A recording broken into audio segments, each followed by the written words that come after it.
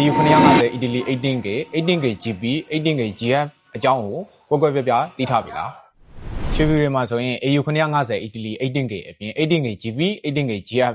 ရှိသေးတာမို့လို့မမအလျောက်ဒီဗီဒီယိုမှာအနည်းငယ်ရှင်းပြပေးချင်တာပဲဖြစ်ပါတယ်ခင်ဗျာ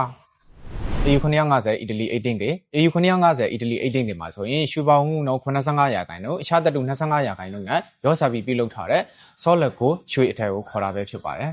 18K GB 18K GB မှာကြတော့ electron plating နည်းပညာနဲ့အောက်ခံတတုပြပေါ်မှာရွှေလာပပလေးကုတ်အုပ်ထားပြီးတော့ရွှေစိမ့်ထားတဲ့အထည်ကိုဆိုလိုတာပဲဖြစ်ပါတယ်ရွှေပေါင်းမှုနှုန်းအနေနဲ့ဆိုရင်တော့100ရာခိုင်နှုန်းအောက်သာပေါင်းမှာပဲဖြစ်ပါတယ်18K GF 18K GF ဆိုတာက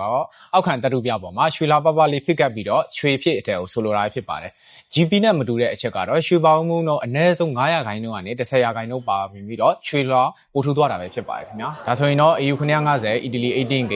18K GB 18K GF ဒီသုံးခုအကြောင်းကိုနားလည်သွားပြီလို့ထင်ပါတယ်ခင်ဗျာဗီဒီယိုလေးကိုအဆုံးထိကြည့်ရှုကြလို့ကျေးဇူးအထူးပင်တင်ရှိပါတယ်ခင်ဗျာ